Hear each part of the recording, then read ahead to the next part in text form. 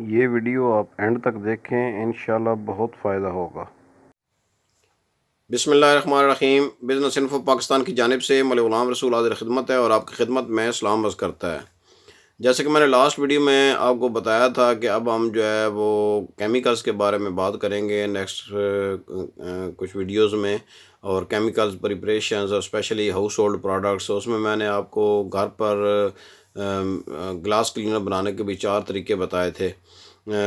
आज हम बात करेंगे जो मोस्टली जो डिटर्जेंट्स बनते हैं और जो शैम्पूज़ बनते हैं, और इसी तरह कई जो है ना वो घरेलू प्रोडक्ट्स जैसे हैंड वाश क्लीनर होते हैं या जो डिश वाश क्लीनर होते हैं वो बनते हैं, और बहुत सी जो है ना केमिकल ऐसे बनते हैं जिनमें सरफेक्टेंट चाहिए होते हैं जो सफाई करने वाले और झाग पैदा करने वाले। स्पेशली इसमें दो नाम आपने अक्सर सुने होंगे जो यूज़ होते हैं, वो हैं SLS और SLES।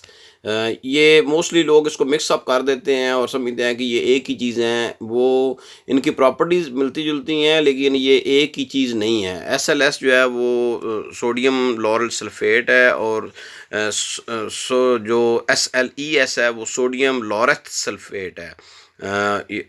या इसको सोडियम लॉरल ईथर सल्फेट भी कहते हैं, और ये बेसिकली SLS से डेरिवेटिव है।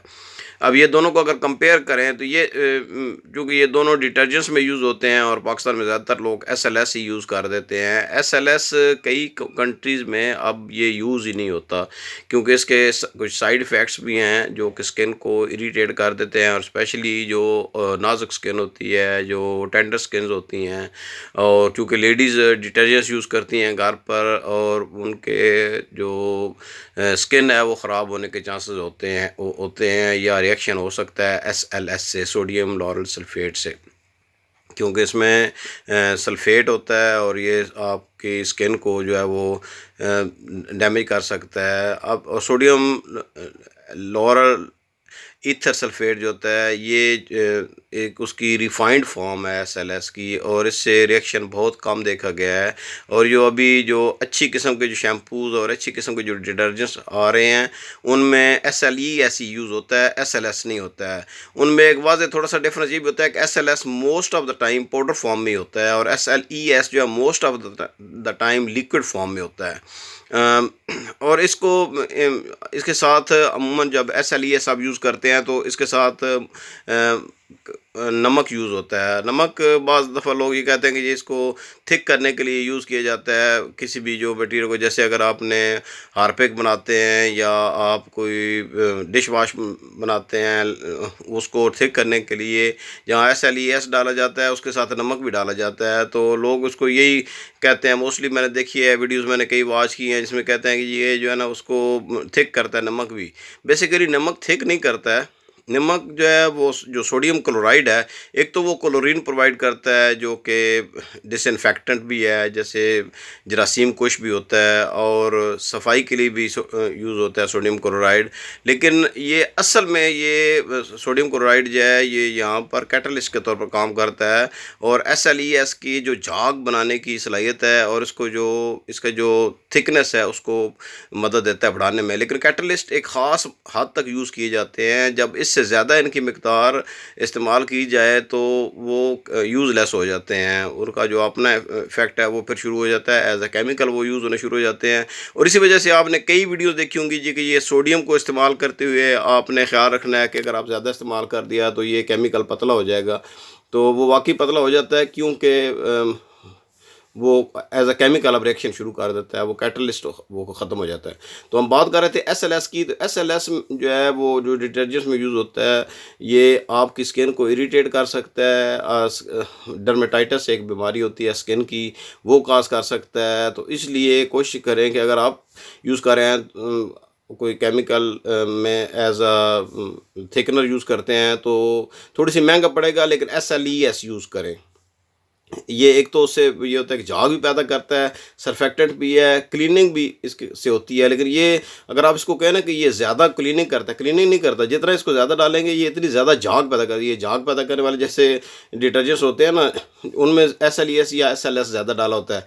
SLS की बनस्बत SLES जो है वो ज़्यादा झाग भी पैदा करता है, और आप इस्तेमाल के बाद भी आप देखेंगे कि वो नरम नरम रहता है। और शैम्पूज़ में जिनमें SLS यूज़ होता है उसमें फिर ये बाल गिरने का जो होता है ये ख़दशा होता है। जिनमें ज़्यादा SLS और साथ उसके नमक यूज़ किया जाता है, वो बालों को लॉन्ग टाइम, चूँकि बालों पर ये रह जाते हैं क्योंकि ये स्टिकी होता है, तो बालों को ये डैमेज करता है। जैसे स्किन को डैमेज करता है इस तरह बालों को भी।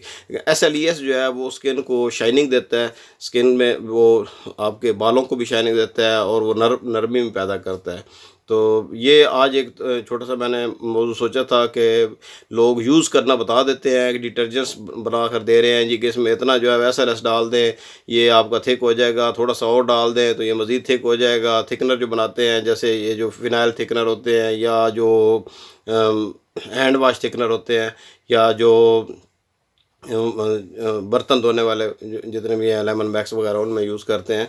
तो आपको पता होना चाहिए कि कौन सी प्रोडक्ट्स क्या काम करती है, ताकि आप उस तरीके से आप ख़ुद भी फार्मूलेशंस बना सकते हैं।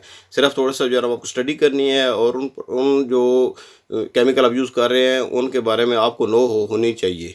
वरना जो है ना कोई बंदा जो अपने पास मुलाजम रखें जिसको केमिकल्स का पता हो, क्योंकि ये ज़्यादा ना डाल दे। मैंने एक दफ़ा जब हम शुरू में BSc में थे तो मैंने घर पर जो है ना वो साबुन बनाने की कोशिश की थी। साबुन तो मैंने बना लिया था, लेकिन उसमें मैंने सोडियम हाइड्रोक्साइड इतना ज़्यादा डाल दिया था कि मुझे उस वक्त इतनी इसकी समझ नहीं थी कि इसका pH बैलेंस करना होता है। तो वो उसने सफाई इतनी कर दी कि जिस कपड़े पर लगाते थे साथ कपड़ा भी फट जाता था।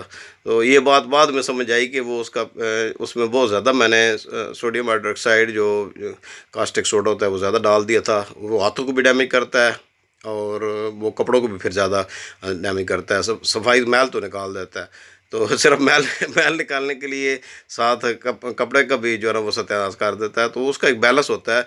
pH पर भी मैं छोटी सी वीडियो बनाऊंगा कि pH आपने कितनी रखनी होती है और pH होती क्या है, और pH लोग यूज़ करते हैं कि pH इसके बैलेंस रखें, pH बताते नहीं हैं कि pH क्यों बैलेंस रखें और pH क्या होती है। और ये नेक्स्ट जो हमारा जो मौजू होगा इंशाल्लाह उस पर करेंगे। आज का मौजू था SLS और SLES पर। उम्मीद है मैंने जो थोड़ी बहुत समझाने की कोशिश की है आपको समझ आ गई होगी। और आप अगर मज़ीद कोई क्वेश्चन इस बारे में पूछना चाहें तो कमेंट्स में पूछ सकते हैं, या व्हाट्सएप नंबर भी मेरा मौजूद है उस पर आप पूछ सकते हैं। इंशाल्लाह जल्दी आपको प्रैक्टिकल भी दिखाएंगे कि जो SLS का और SLES का यूज़, और इसी तरह दूसरे तेज़ाब से बनने वाली तेज़ाब थिकनर वगैरह कैसे बनाएंगे आपको प्रैक्टिकली बना कर दिखाएंगे। और उसको एज ए बिज़नेस भी और एज ए ट्रेनिंग में भी अगर आप ट्रेनिंग लेना चाहें तो उसके लिए भी हम जल्दी इंशाल्लाह ट्रेनिंग क्लासेस भी सरगोदा में शुरू करने वाले हैं। नेक्स्ट वीडियो तक मुझे इजाज़त दीजिएगा, दुआओं में याद रखिएगा। और अगर आपने अभी तक सब्सक्राइब नहीं किया हमारा चैनल तो चैनल को सब्सक्राइब कर दीजिएगा, और वीडियो पसंद आई है तो उसको लाइक कर दीजिएगा। अल्लाह हाफ़िज़।